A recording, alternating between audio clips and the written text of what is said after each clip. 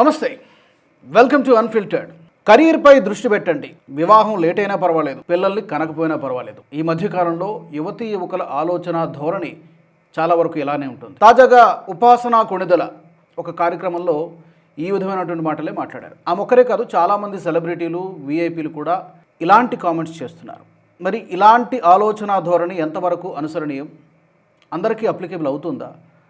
మన భారతీయ వివాహ వ్యవస్థ ఎలా ఉండేది, ఎలా ఉంది ఇప్పుడు, ఈ అంశాల గురించి మనం మాట్లాడే ప్రయత్నం చేద్దాం. నాతో స్టూడియోలో అందుబాటులో ఉన్నారు నేషనలిస్ట్ హబ్ ఫౌండర్ సాయికృష్ణ గారు. సాయి గారు నమస్తే.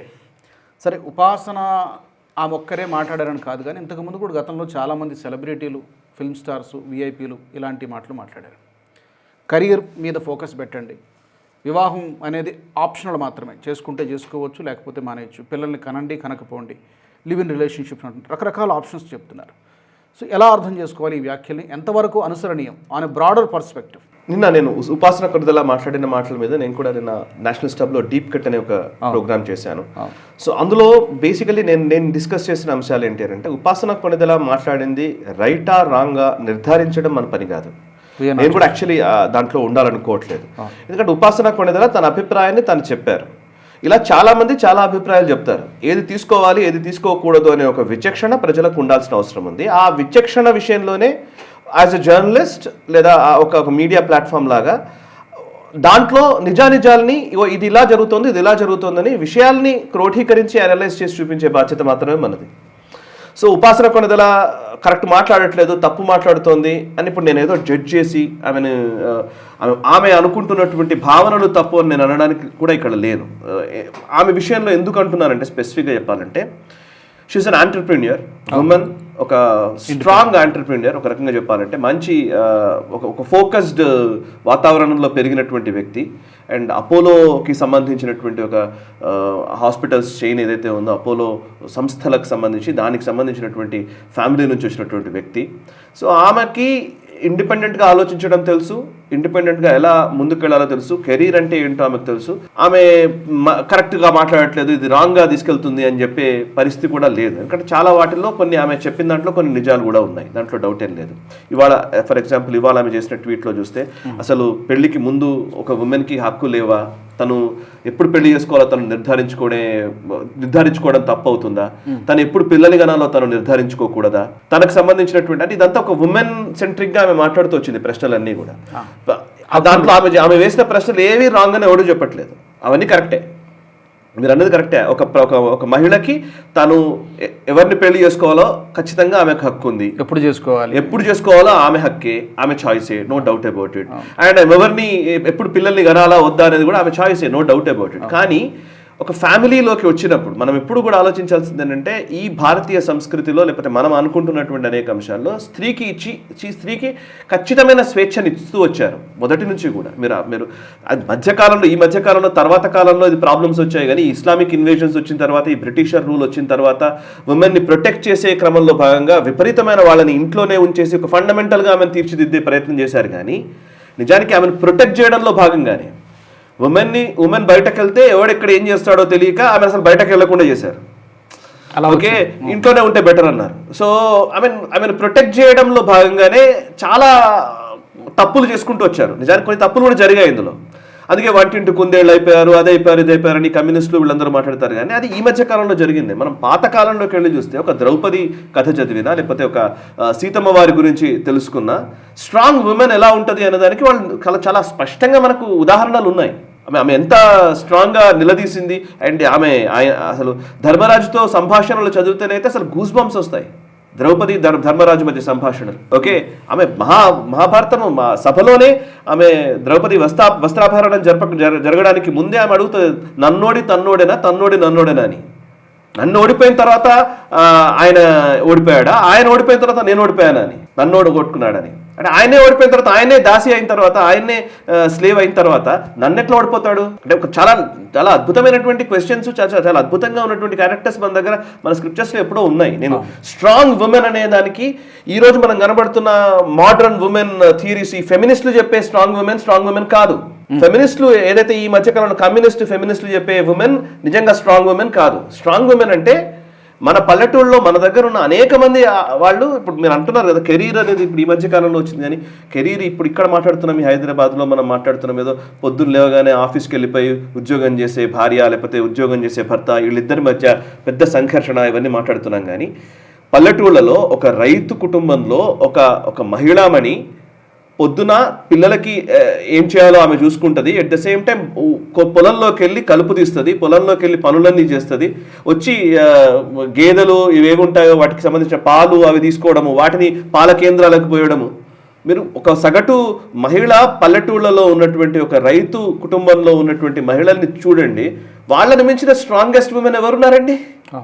ఇవాళ మనం మాట్లాడుతున్నాం ఏదో ఎన్నో మాటలు మాట్లాడుతున్నాం, కానీ జస్ట్ స్ట్రాంగ్నెస్ అంటే అర్థం ఒకటే కాదు, ఏదో కంపీట్ చేయడం మాత్రమే స్ట్రాంగ్నెస్ అనే ఒక భావనలోకి మనం వెళ్ళకూడదు.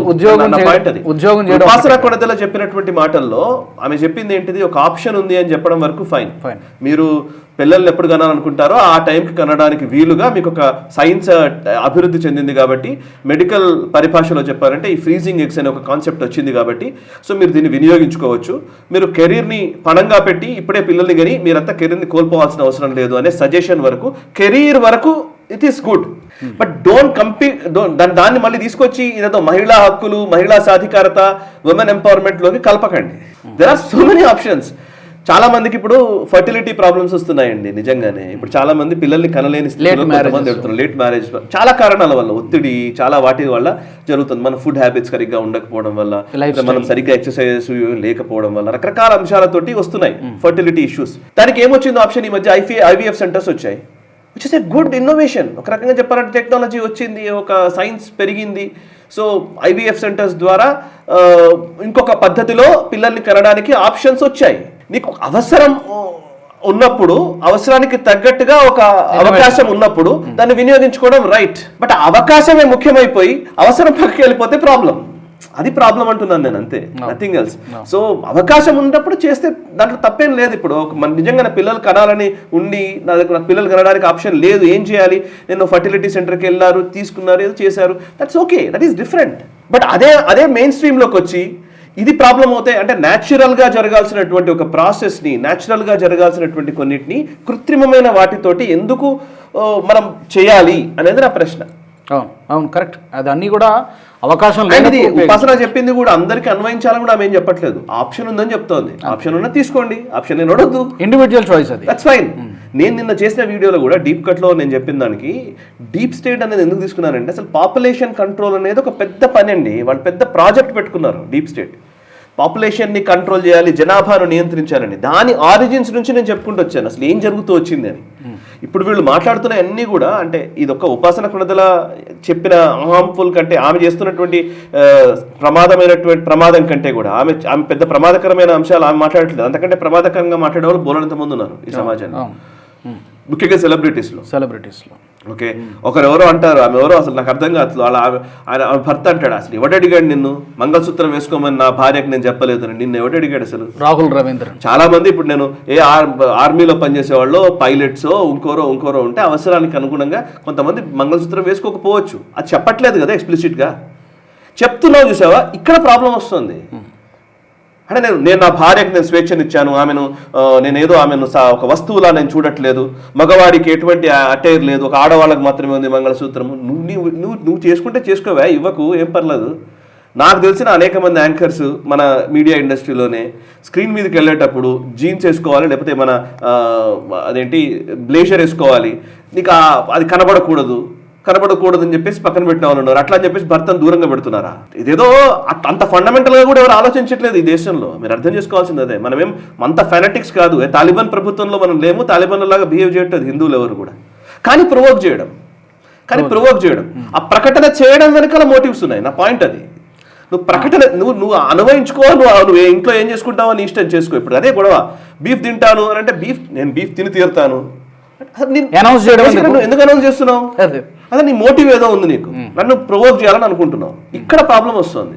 Don't announce it. చాలా మంది చాలా రకాలుగా కొన్ని అమెండ్మెంట్స్ చేసుకుంటారు. ఇప్పుడు మనకు పల్లెటూళ్ళలో ఇళ్లలో కూడా ఆడవాళ్ళు మంగళసూత్రం తెగిపోయింది అనకూడదు, ఒక నమ్మకం అది. దానికి ఏదో పెరిగిపోయింది అని అంటారు. దీపం కొండెక్కింది అంటారు. అంటే ఒక నమ్మకం, అది నాకు నెగటివ్ ధోరణిలో ఆలోచించడం ఇష్టం లేదు. అండ్ ఒకవేళ అట్లాంటిది జరిగినా కానీ వెంటనే ఇమీడియట్గా ఏదో పసుపు తాడో ఏదో కట్టుకొని ఇంకోటి ఏదో చేస్తారు. ఆ మంగళసూత్రంలోనే మగుడి ప్రాణం ఉందా అని అంటే నువ్వు లిటరల్లీ చూపించు నాకు అని అంటే ఎవడు చూపించలేడు. ఇదంతా నీ బ్రెయిన్కి నమ్మకానికి సంబంధించిన విషయాలు కదా. మనం నువ్వెందుకు వాటిని ఆన్ చేయాలనుకుంటున్నావు, వాటిని ఎందుకు నువ్వు ఇబ్బంది పెడుతున్నావు? ఇంకొకటికి ఆలోచనలు ఉన్నప్పుడు నీ ఇంట్లో ఉంటే నువ్వు తీసుకో, నాకెందుకు చెప్తున్నావు? పదే పదే బయటకు వచ్చి పబ్లిక్ ఫోరంలో ఎందుకు చెప్తున్నావు? ఇక్కడ గొడవ. పాపం ఉపాసన చెప్పింది అంత పెద్ద సీరియస్ విషయం కాదు. ఉపాసన కంటే సీరియస్ విషయాలు చెప్పిన వాళ్ళు చాలా మంది ఈ దేశంలో ఉన్నారు. వాళ్ళు ఇంకా ప్రమాదం. నా పాయింట్ అది. ఉపాసన జస్ట్ ఒక పాసింగ్ కామెంట్స్ చేసింది. ఆమె ఎక్కడో ఒక ఐఐటి హైదరాబాద్ లో ఆ క్రౌడ్ ని ఉద్దేశించి మాట్లాడింది. ఆ క్రౌడ్ కి ఎందుకంటే కెరీర్ బేస్ గా ఉంటారు కాబట్టి ఐఐటి నుంచి బయటకు రాగానే ఖచ్చితంగా పెద్ద పెద్ద పొజిషన్స్ లోకి వెళ్తారు. ఐఐటి నుంచి బయటకు వచ్చారు అని అంటే మంచి కంపెనీస్ లో పెద్ద రోల్స్ లోనే జాయిన్ అవుతారు. సో బిగ్ పొజిషన్స్ లో ఉన్నప్పుడు వాళ్ళకు ఎక్కువ ప్రెషర్ ఉంటుంది, టైం తక్కువ స్పెండ్ చేయాల్సి ఉంటుంది. ఆమె అడ్రస్ చేసిన క్రౌడ్ కూడా చాలా ఇంపార్టెంట్. ఐఐటి హైదరాబాద్లో ఆమె అడ్రస్ చేసింది కాబట్టి ఐఐటి హైదరాబాద్ అంటే ఐఐటి నుంచి బయట వచ్చిన వాళ్ళ కెరీర్ పాత్ కూడా చాలా ఫాస్ట్ గా పెద్ద స్థాయిలోనే మొదలవుతుంది. ఆ సందర్భానికి సో వాళ్ళు ఇమీడియట్ గా చిల్డ్రన్ ని ప్లాన్ చేసుకుని ఇమీడియట్ గా కెరీర్ కోల్పోతే దానివల్ల ఇంకో ప్రాబ్లం కూడా ఉంది. హై టాలెంటెడ్ పీపుల్ వాళ్ళ కెరీర్లో ఉండడం కూడా ఈ దేశానికి అవసరమే, డౌట్ ఏం లేదు. సో మనం ఎక్స్ప్లిసిట్గా ఇది రైట్ ఇది రాంగ్ అనే ఒక బైనరీ లెన్స్లోకి పోకూడదు అనేది నా అభిప్రాయం. బైనరీ ఇదంతా యూఎస్లో లేకపోతే వెస్టర్న్ కంట్రీస్లో ఉంటుంది బైనరీ. అయితే ఇది రైట్ ఇది రాంగ్, ఇది బ్లాక్ ఇది వైట్, వీడు అప్రెస్డ్ వీడు అప్రెసర్, ఇట్లా ఒక బైనరీ లెన్స్లోకి మనం వెళ్ళకూడదు అంటున్నాను. సాయి గారు అయితే ఇక్కడ ఇందులో వివిధ కోణాలు ఉన్నాయి. ఈవిడ మాట్లాడిన దాంట్లో ఇది పక్కన పెట్టేద్దాం కాసేపు. మోడర్న్ లైఫ్ స్టైల్లో ఈ లేట్ మ్యారేజెస్, అసలు పిల్లల్ని నో చైల్డ్ పాలసీ ఇప్పుడు కొత్తగా మాట్లాడుతున్నారు. వీటన్నిటి వల్ల as a society as a country ఒక పెద్ద థ్రెట్ మనకి పొంచి ఉంది అనేది ఒక థియరీ ఉంది. టిఎఫ్ఆర్ టోటల్ ఫెర్టిలిటీ రేట్ అంటారు, అంటే బర్త్ రేట్ తగ్గిపోతుంది. ఆల్రెడీ ఈ ప్రమాదాన్ని జపాన్ చైనా ఫేస్ చేసింది. ఐ థింక్ నార్త్ కొరియాలో కూడా ప్రాబ్లం ఉంది. మనం సౌత్ కొరియా మనం బోర్డర్లో ఉన్నాం, ఉండాల్సినంత లేదు, 2% కన్నా తక్కువ ఉందని చెప్తున్నారు. ఇది కంట్రీకి ప్రమాదం కదా, దేశానికి ప్రమాదం కదా? అంటే రెండు రకాల వాదనలు ఉన్నాయి. ఇప్పుడు దీంట్లో మేజర్గా ఫర్టిలిటీ రేట్ తగ్గడం అనేది అసలు టిఎఫ్ఆర్ రేట్ అంటారు, టోటల్ ఫర్టిలిటీ రేట్ అనేది. టిఎఫ్ఆర్ రేట్ అనేది మినిమం 2.1 2.2 ఉండాలి, అది యావరేజ్గా ఉంటే పర్ఫెక్ట్ అనేది. అంటే ఒక మనిషి ఒక సగటు ఉమెన్ ఒక ఇద్దరిని మించి 2.1 2.2 పిల్లల్ని కనేవాళ్ళు యావరేజ్ కింద తీస్తే, ఒకరు ముగ్గురిని కనవచ్చు, ఒకరు ఇద్దరిని కనవచ్చు, ఒకరు ఐదుగురిని కనవచ్చు, ఒకరిని కనవచ్చు, ఇట్లా యావరేజ్గా తీస్తే 2.1 2.2 ఉండాలనేది లెక్క. బట్ మనం 1.9కు పడిపోయినాం, అది రోజు రోజుకు తగ్గుతోంది క్రమక్రమంగా. సో మిగతా దేశాలు అయితే ఆల్రెడీ 1 ఇంకా 1 కంటే లోపలికున్న దేశాలు కూడా ఉన్నాయి ఫర్టిలిటీ రేట్లో. సో ఇదంతా ఏంటంటే ఒక 20-30 ఏళ్ల నుంచి జరుగుతున్నటువంటి ప్రాసెస్లో భాగంగా జరుగుతోంది అది. సో ఇవాళ మన భారతదేశంలో ఇంకా మనం లెక్కేస్తే సౌత్ ఇండియా నార్త్ ఇండియా మనం మాట్లాడతాం కదా, నిజానికి దక్షిణాది రాష్ట్రాల్లో ఈ టిఎఫ్ఆర్ రేట్ చాలా తక్కువ, మీకు ఉత్తరాదిలో ఎక్కువ. బీహార్ కానీ లేకపోతే ఉత్తరప్రదేశ్ కానీ అక్కడ ఎక్కువ మంది పాపులేషన్ ఉంది, ఎందుకంటే ఎక్కువ మంది పిల్లల్ని కంటున్నారు కాబట్టి. ఇక్కడ తగ్గిపోయింది ఎందుకంటే ఇక్కడ మనం సో కాల్డ్ ఎడ్యుకేటెడ్ ఎన్వైరన్మెంట్లోకి వెళ్ళిపోయాం కాబట్టి, మనకు కూడా చాలా ప్లాన్స్ ఇవన్నీ వచ్చాయి కాబట్టి మనం వెళ్ళిపోయాం. సరే, ఇప్పుడు నేను ఇమీడియట్లీ మీరు అందరినీ 3-4 పిల్లల్ని కనాలి కంటేనే మనం ఏమైనా బాగుపడతాము అని అంటే మనల్ని కొడతారు ఇప్పుడు వీళ్ళందరూ కలిసి. సరే, బట్ పాయింట్ ఏంటంటే యూ షుడ్ నో ఈ పాపులేషన్ అనే విషయంలో ఒక మిస్కన్సెప్షన్ ఏముందనంటే అండి, ఒక రకరకాల అంశాలను జోడించి ఏం చేస్తారంటే, నేను నిన్న చెప్పిన వీడియోలో కూడా అది పెట్టాను నేను, మాల్థూసినిజం అనేది ఒకటి అంటారు. వాళ్ళు ఏమంటారంటే ఎక్కువ జనాభా ఉండడం వల్ల వనరులు ఎక్కువ అవసరం అవుతాయి అండ్ అర్థమెటిక్గా లైక్ మాట్లాడితే మన మనీ అనే ఫ్లో ఎక్కువ ఖర్చు అవుతూ ఉంటుంది, ఇప్పుడు ఈ జనాభా వల్ల మనం అంతా నష్టపోవాల్సి వస్తుంది అనేది వాళ్ళ లెక్క. సో జనాభానే అన్ని సమస్యలకి మూలము. ఈరోజు వనరుల్ని మనము వినియోగించుకోవాలన్నా లేకపోతే మనకున్నటువంటి మన వనరులను సద్వినియోగం చేసుకునే విధంగా ఉండి పురోభివృద్ధి చెందాలంటే మనకు ఈ జనాభాను నియంత్రించుకోక తప్పదు అనేది ఒక థియరీ. అన్ని జనాభా వల్లనే జరుగుతున్నాయని. నా క్వశ్చన్ ఏంటంటే 70 సంవత్సరాల్లో భారతదేశము, నేను చెప్పేది ఏంటంటే 70 సంవత్సరాల భారతదేశము ప్రభుత్వం చేసే అనేక తప్పులకి, ప్రభుత్వం ఏమీ పని చేయక, ప్రభుత్వాలకు పాలసీ లేక, ప్రభుత్వాలు ఏం చేయాలో అవి చెయ్యక, ప్రభుత్వాలకు దూరదృష్టి ఉండక, ప్రభుత్వ నాయకులకి రాజకీయ నాయకులకు ఒక స్పష్టమైన అవగాహన లేక వాళ్ళ తప్పులన్నింటినీ ఈ జనాభాకు ఆపాదించారు. నా పాయింట్ వాళ్ళ తప్పులవి, ప్రభుత్వానికి సంబంధించిన తప్పులవి. ప్రభుత్వం చేయాల్సిన పనులు చేయకపోగా వాళ్ళు ఏం చేశారంటే ఈ ప్రాబ్లం అంతా జనాభాది అన్నారు. మన మీద నెట్టేశారు, మన జనాల మీద.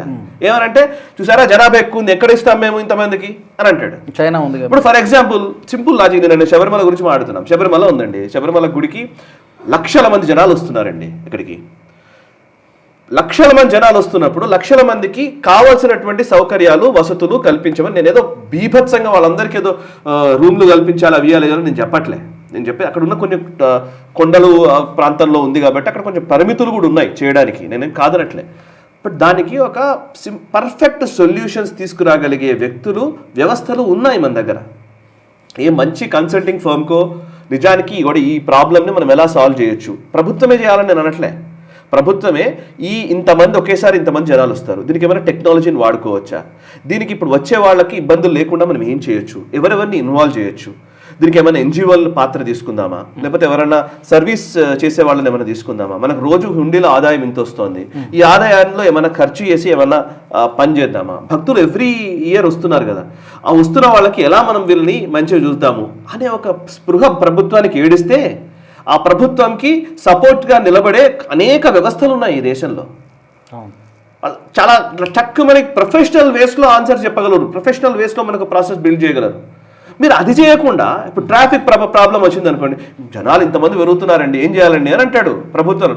అరే ఎంతమంది జనాలు పెరిగినా కానీ మరి చైనా చేయలేదు. చైనా ఎలా ఇన్నోవేషన్ చేసింది అన్ని కోట్ల మంది జనాభా ఉన్నా కూడా. సో మీరు ప్రభుత్వాలు తప్పించుకొని ఆ ప్రభుత్వాలు చేయాల్సిన పని చేయకుండా ముఖ్యంగా ఈ కాంగ్రెస్ ప్రభుత్వాలు జనాభా మీద నెట్టారు. ఇది మాది పేద దేశం అండి, మా జనాభా ఎక్కువ ఉన్నారండి, మాకు ఇది ఏం చేద్దాం, మరి ఎంతమందికని ఏం చేస్తాం. అరే బాస్ నువ్వు చేయగలగాలని నీకు సామర్థ్యం ఉంటే అదే సోచ్ అంటున్నాను నేను. 2014 ముందు వరకు జనాభా అనేది లయబిలిటీ అయింది మన దేశంలో, జనాభా అనేది ప్రాబ్లంగా చూశారు. 2014 తర్వాత అదే నరేంద్ర మోదీ వచ్చిన తర్వాత మన దేశం యంగ్ నేషన్, ఇది 50% పైగా జనాభా మన దేశంలో యంగ్స్టర్స్ ఉన్నారు, మనకు చాలా ఆపర్చునిటీస్ ఉన్నాయన్నాడు. ఒక పాజిటివ్ దృక్పథంతో మాట్లాడాడు. జనాభా ఇంతకు ముందు వాళ్ళకేమో అదొక గుదిబండ, ఇప్పుడు జనాభా అనేది అడ్వాంటేజ్. మనం 100 కోట్ల జనాభా ఉన్నారు కాబట్టి నీ మార్కెట్ కోసమన్నా మిగతా దేశాలన్నీ నీ కాళ్ళ దగ్గరికి రావచ్చు కరెక్ట్గా వర్క్ చేస్తే. నీ మార్కెట్ 100 కోట్ల జనాభా మార్కెట్ ఎంత చిన్న మార్కెట్ అది. 100 కోట్ల జనాభా అంటే 130-140 కోట్ల జనాభా అంటే ఇప్పుడు వాట్సాప్ బతుకుతుంది ఎక్కువ మన ఇండియన్ దాని మీద. ఫేస్బుక్లు, వాట్సాప్లు, గూగుల్లు వాళ్ళకి మేజర్ కన్స్యూమర్ ఎవరండి? కన్స్యూమర్ మనమే కదా. సో మరి మార్కెట్గా దాన్ని అర్థం చేసుకోవాలి కదా మరి. సో ఈ సోచ్లో ప్రాబ్లం ఇది. మన ప్రభుత్వాల సోచ్ని మార్చకుండా మనం ఏదో ఈ చిన్న చిన్న ప్రాబ్లమ్స్ని వీటిని చూసి మనం మాట్లాడడం వల్ల తప్పు అవుతుంది. సో అందుకని డీప్ స్టేట్ పదే అనేది వాళ్ళు కావాలని మన మీద నెడుతారు. ఇవన్నీ కాన్స్పిరసీ మెల్లగా నెడుతూ ఉంటారు నీ మీదకి. ఇప్పుడు మీరు అన్న లివింగ్ రిలేషన్స్, ఈ మధ్య కాలంలో వచ్చినటువంటి నో చైల్డ్ పాలసీ మనకు అసలు పిల్లలే అక్కర్లేదు, ఏముంది మనం బాగున్నాం కదా మన కోసం అని మాట్లాడతారు. ఇప్పుడు చాలా మంది మాట్లాడుతున్నారు కదా పిల్లలు లేకుంటే బాగుందని. అమెరికా చచ్చిపోతుంది. అమెరికాలో ఉన్న వృద్ధులకి పరిస్థితి ఏంటంటే ఎవరికి చెప్పుకోవాలో తెలియని దుస్థితి. కొన్ని ఆర్టికల్స్ వస్తున్నాయి తెలుసా, వాళ్ళు మధ్యలో ఏదో ఒక మిషన్ని పెట్టుకొని అలెక్సాతో మాట్లాడుకుంటున్నారట. ఎవరితో మాట్లాడాలో తెలియ కంపెనీ కోసం అలెక్సా తోటి రోజు మాట్లాడుకుంటున్నారు, చాట్ బాట్స్ తోటి చాట్లు చేస్తున్నారు. అంటే అంత దరిద్రంలోకి పడిపోయారు, మనిషికి లింక్ లేక. ఇప్పుడు మన దగ్గర కూడా ఇట్లానే నాకు పిల్లలు అక్కర్లేదు, నాకేముంది నేను హ్యాపీగా బతుకుతాను అనే వాళ్ళందరూ కూడా 60 ఏళ్ళు దాటిన తర్వాత ఆ మాట చెప్పానండి, నాకెవరు అక్కర్లేదు అనే మాటని. అప్పుడు ఆలోచన లివింగ్ రిలేషన్లో నేను బాగా హ్యాపీగా బతకగలుగుతాను. వాళ్ళందరూ మాట్లాడతారు ఇవన్నీ. రేపు పొద్దున తర్వాత తెలుస్తూ ఉంటుంది దాని ఎఫెక్ట్ ఏంటి, నేను ఎంత ఒంటరిని అయిపోయాను. అప్పుడు మళ్ళీ ఏమొస్తాయి డిప్రెషన్లు, ఆ డిప్రెషన్ పిల్స్ తీసుకోవాలి, లేకపోతే డ్రగ్స్కి అలవాటు పడాలి. ఆ బాధని ఇంకో దగ్గర తీర్చుకోవడం. దానికి ఏం చేసాం, బాధని తీర్చుకోవాలంటే ఏదైనా ఒక బాధ వస్తుంది లోపలికి. ఆ బాధ వచ్చినప్పుడు ఆ బాధను తీర్చుకోవాలంటే ఏం చేస్తే అయితే మందు కొట్టాలి, లేకపోతే సిగరెట్లు తాగాలి, లేకపోతే డ్రగ్స్కి వెళ్ళాలి, లేకపోతే పబ్బు పార్టీలు చేసుకోవాలి. సో ఉమెన్ ఇప్పుడు లైక్ భార్య భర్త, దానికి ఒక బంధము, దానికి ఒక వ్యవస్థ, దానికి ఒక కట్టుబాటు, దానికి అన్నీ ఉన్నాయి అని మన పెద్దలు చెప్పారు. ఆ కట్టుబాట్లు అన్నీ వదిలేస్తే ఏమవుద్ది, ఎవరైనా ఉండొచ్చు. రేపు పొద్దున ఎవరైనా కావచ్చు, ఏ కాల్ గర్ల్ దగ్గరికి వెళ్ళవచ్చు, లేకపోతే ఫోన్ సైట్లు చూడొచ్చు, ఇంకోటి చేయొచ్చు. అరే బాస్ విచ్ఛిన్నం అయిపోతుంది. అవును, సొసైటీనే విచ్ఛిన్నం అయిపోతుంది. అదే పని ఈ సెలబ్రిటీల రూపంలో చేయిస్తున్నారు. మీరు అన్నట్టు ఆ డీప్ స్టేట్ కాన్స్పిరసీ తన చెప్పు చేతుల్లో ఉంచుకోవడానికి ప్రపంచ దేశాలని అది ఎలాగో ఉండనే ఉంది. దీంతో పాటు ఇప్పుడు ఇందాక మనం IVF గురించి చెప్పారు మీరు, అదొక ఆప్షన్. అది వ్యాపారంగా మారిపోయింది. అండ్ ఇప్పుడు ఈ ఎగ్స్ ఫ్రీజింగ్ అనేది కూడా ఈ ఫార్మా కంపెనీలు కూడా ప్రజల్ని తన అవసరాల కోసం, తమ వ్యాపారాల కోసం ప్రజల్ని ఒక ట్రాప్లో ఈ విధమైనటువంటి ఆలోచనకు అలవాటు పడేలా చేస్తున్నాను. మేబీ అది కూడా కరెక్టే. దానికంటే ముందు ఒక విషయం ఉంది ఇందులో. మీరు సివిలైజేషన్ని గమనిస్తే, అంటే మొదటి నుంచి కూడా, అంటే ఆది మానవుడి దగ్గర నుంచి ఇప్పటి వరకు కూడా ప్రతి సివిలైజేషను ఒక సమూహంగానే ఏర్పడుతూ వచ్చినాయి. ఇప్పటికి మనం ట్రైబల్స్ని చూసినా, గిరిజనులను చూసినా, ఎవరిని చూసినా సమూహమే. ఇది వ్యక్తి ప్రాధాన్యంతో కూడినటువంటి సమాజాలు ఎప్పుడూ లేవు, అవేవి నిలబడలేదు. వ్యక్తి బేస్గా కాదు, వ్యవస్థలు బేస్గానే ఈ సమాజాలు నడుస్తూ వచ్చాయి. అంటే ఆది మానవుడి దగ్గర నుంచి అందరూ కలిసి ఒక దగ్గర ఉండేవాళ్ళు గుంపుగా, ఎందుకంటే ఎవరు ఎక్కడి నుంచి అటాక్ చేస్తారో తెలియదని, ఏ జంతు క్రూరముగాలు వస్తాయో తెలియదని ఉండేవాళ్ళు. అప్పటి నుంచి లెక్కేసుకున్నా కూడా సివిలైజేషన్ అంతా కూడా అయితే నీటికి ఆనుకొని జరిగింది, లేదంటే ఈ గుంపు సంస్కృతితోటే జరిగింది. దాన్నే ఆ తర్వాత కట్టుబాట్లు తెచ్చుకున్నాము, ఆ తర్వాత రూల్స్ రెగ్యులేషన్స్ వచ్చాయి, ఆ తర్వాత రకరకాల సంప్రదాయాలు, ఆచారాలు, వ్యవహారాలు వచ్చాయి. ఒక్కొక్క ట్రైబ్కి ఇంకొక ట్రైబ్కి ఇట్లా వ్యత్యాసాలు ఇవన్నీ వచ్చాయి. సో ఇవాళ మనం ఆలోచించినా కూడా మనం గ్రామాల్లో చూస్తే ఒక కట్టుబాట్లు, ఒక లెక్క, ఒక ఊరుకు సంబంధించినటువంటి వాతావరణం ఉంటుంది. పాస్ట్ 20-30 yearsలో ఏమైందంటే, because of this globalization and all, దీనివల్ల లాభము ఉంది, నష్టము ఉంది. నష్టం ఏంటి అని అంటే ఇండివిజువలిస్టిక్ సొసైటీస్ వచ్చాయి, న్యూక్లియర్ ఫ్యామిలీస్ అయిపోయినాయి. ప్రతి మనిషి ఏంటంటే ఒక మనిషి అయిపోయాడు, ఒక వ్యక్తి అయిపోయాడు. జాయింట్ ఫ్యామిలీస్ లేవు. ఇంతకుముందు కుటుంబం తగ్గిపోయింది. కుటుంబం ఇంతకుముందు జాయింట్ ఫ్యామిలీ ఉండేది, ఒక 5-6 కుటుంబాలు కలిసి ఉండేవాళ్ళు, 5-6 అన్నదమ్ముల పిల్లలు అందరూ కలిసి ఒక దగ్గర ఉండేది. 2-3 ఉంటే 2-3 కలిసి ఉండేది. ఆ కలిసి ఉన్న దగ్గర నుంచి న్యూక్లియర్ ఫ్యామిలీస్ వచ్చాయి. నా కుటుంబం నాది, నీ కుటుంబం నీది, నీ కుటుంబం నీది, ఇట్లా. సో ఆ కుటుంబాల దగ్గర నుంచి ఇంకా ఇప్పుడు ఎక్కడికి వచ్చి ఇండివిజువల్ అయిపోయినాయి. ఆ కుటుంబం కూడా అట్లీస్ట్ 2 తల్లి తండ్రి 2 పిల్లలు అన్న కరెక్ట్గా ఉంటున్నారంటే అట్లా లేదు. ఈ పిల్లోడు ఈ పిల్లనే, ఎవరిది వాళ్ళే, వీళ్ళ ఫోన్ వీళ్ళదే, వీళ్ళ ఫోన్ వీళ్ళదే, వాళ్ళ ఫోన్ వాళ్ళదే, ఇట్లా. సో ఇంకా విడిపోయి సింగిల్ మ్యాన్ దగ్గరకు వచ్చింది, ఇంకా ఇండివిజువలిస్టిక్ అయిపోయింది. ఇప్పుడు ఇండివిజువలిస్టిక్ అయిన తర్వాత ఏమైందంటే వ్యక్తిగత స్వేచ్ఛ, వ్యక్తిగత ఇష్టాలు, వ్యక్తిగతమైనటువంటి అంశాలకే ఎక్కువ ప్రాధాన్యత వస్తుంది.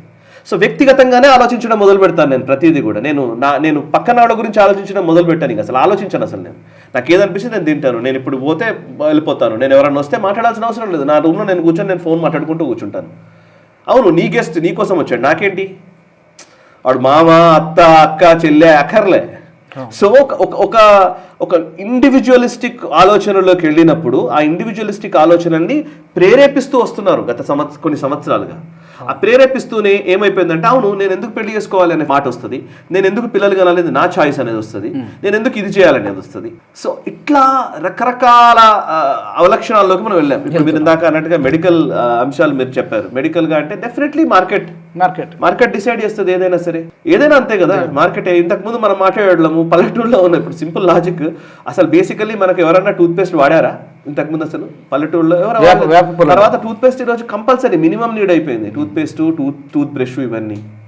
సరే, నేను వేప పుల్ల దగ్గరనే ఉండాలా అని నేను చెప్పట్లే, మారుతున్న ట్రెండ్ కనుక మారచ్చు. కానీ మళ్ళీ అది వచ్చిన తర్వాత కూడా దాంట్లో కూడా ఏంటిది, వేప, నిమ్మ, అదేంటి బొగ్గుతో మిశ్రమంతో చేసినటువంటి మీ టూత్ పేస్ట్లో ఉప్పు ఉందా అడ్వర్టైజ్మెంట్లు వచ్చాయిగా. సో టూత్ పేస్ట్ దగ్గరికి వెళ్ళి ప్రతి అంశంలోనూ నీకు మార్కెట్ నిన్ను నిర్ధారిస్తూ ఉంటుంది, మార్కెట్ నిన్ను డిసైడ్ చేస్తూ ఉంటుంది ఏం చేయాలి ఏం చేయకూడదు అనేది.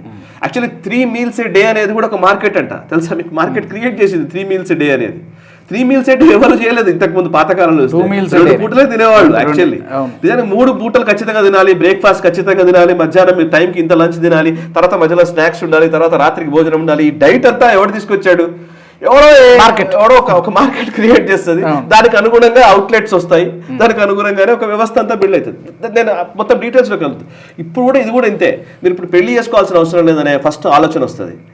ఒకవేళ పెళ్లి చేసుకున్న తర్వాత ఏంటి, కెరీర్ చాలా ఇంపార్టెంట్ అనే భావనని క్రియేట్ అవుతుంది. కెరీర్ చాలా ఇంపార్టెంట్ అన్న తర్వాత పిల్లలు అడ్డంకి మనకు అయితే పిల్లల్ని కనకుండా ఉండాలి. ఒకవేళ కంటే నాకు అవసరమైనప్పుడు, నాకు ఇష్టమైనప్పుడు కనాలి అంటే దానికి ఏంటి ఆప్షన్? మరి ఇది ఆప్షన్ ఉంది, తీసుకోండి, freezing eggs. So freezing eggs అనే ఆప్షన్ వస్తుంది.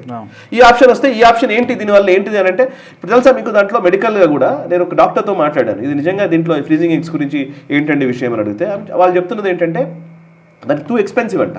అది నిజానికి ఈజీగా ఏం చేసుకునేది కాదు, 4-5 లక్షల రూపాయలు ఖర్చు అవుతుంది అది చేయాలంటే కూడా. అండ్ లాప్రోస్కోపిక్ సర్జరీ కూడా అవసరం అవుతుంది అని చెప్పింది. మరి అది టెక్నికలీ నాకు తెలియదు, డాక్టర్లు డిసైడ్ చేయాలి, నాకు తెలియదు కానీ, బట్ లాప్రోస్కోపిక్ సర్జరీ చేయాలంటున్నారు. అండ్ హార్మోన్స్ ఇస్తారట, ఆర్టిఫిషియల్గా కొన్ని హార్మోన్స్ ఇంజెక్ట్ చేసిన తర్వాత ఆ ఎగ్స్ని ఒకేసారి మల్టిపుల్ ఎగ్స్ని తీసి ఫ్రీజ్ చేస్తారు. హార్మోన్స్ ఇవ్వడం వల్ల సైడ్ ఎఫెక్ట్స్ వస్తాయేమో తెలియదు, ఇవన్నీ ఉన్నాయి. So many challenges. ఏదైనా ఒక టెక్నాలజీ మనం వాడుతున్నామంటే దానికి ఖచ్చితంగా సైడ్ ఎఫెక్ట్స్ ఉంటాయి. విచ్ ఇస్ అన్యాచురల్ కదా బేసిక్గా. అవసరమైతే చేయండి, అవసరం లేని వాళ్ళు అంటే నాకు ఖచ్చితంగా నేను ఇది ఇప్పుడు నేను చాలా బిగ్ పొజిషన్లో నేనున్నాను, నాకు ఈ పొజిషన్లో నేను ఇప్పుడు వదులుకోవడం ఇష్టం లేదు, ఒక 2 ఏళ్ల వరకు నేను పిల్లల్ని కలదలుచుకోలేదు, 5 ఏళ్ల వరకు పిల్లల్ని కలదలుచుకోలేదు, ఓకే. దానికి నిజంగా ఆప్షన్ ఉంటే మీరు ఎంత వీలైతే అంత ఆప్షన్ ఉన్నంత వరకు పిల్లల్ని కనడానికే ట్రై చేయండి.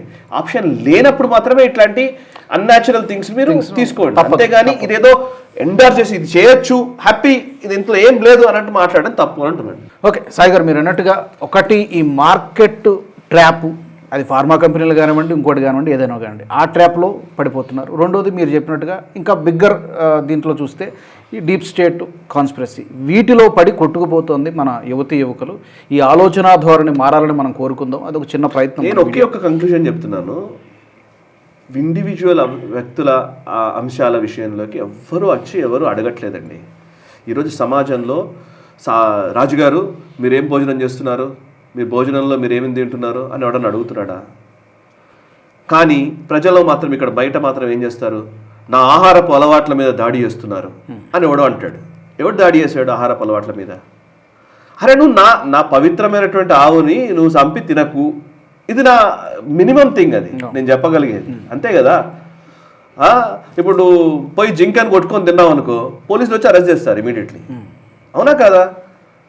అట్లాగే కొన్నిటికి రూల్స్ ఉంటాయి, గవర్నమెంట్ పెట్టే కొన్ని రూల్స్ ఉంటాయి. ఆ రూల్స్కి అనుగుణంగా ఉండండి. ఆవును కూడా ఆవుని చంపడం అనేది నిషేధము, దాన్ని ఫాలో అవ్వండి అని చెప్తాను నేను. కానీ నీ ఆహారపు అలవాట్ల మీద దాడి చేస్తున్నారు అని అంటే, అరే నేను నీ ఆహారపు అలవాట్ల మీద నీ ఇంటికి వచ్చి నేను ఎప్పుడైనా అడుగుతున్నాను నువ్వేమంటావు అనుకుంటున్నావని, నేను అడగట్లేదు కదా. ఇది చేయకా బాబు అని చెప్తున్నాను. అది కనీస ధర్మం నీది. నేనేమనుకుంటున్నా, బికాస్ ఇద్దరం కలిసి ఒకటే సొసైటీలో ఉంటున్నాం కాబట్టి నేనేమనుకుంటున్నానో నువ్వు ఆలోచించాలి, నన్ను గౌరవించే బాధ్యత, కనీస గౌరవం నీకు ఉండాలి. అది సింపుల్ లాజిక్. రెండోది, నువ్వు అమ్మాయి ఇలా పెళ్లి చేసుకుని ఇలా ఉంటే బాగుంటుందని ఎవరో పెద్దలు చెప్పారు, నువ్వు నన్ను ఎందుకు డిక్టేట్ చేస్తున్నావు?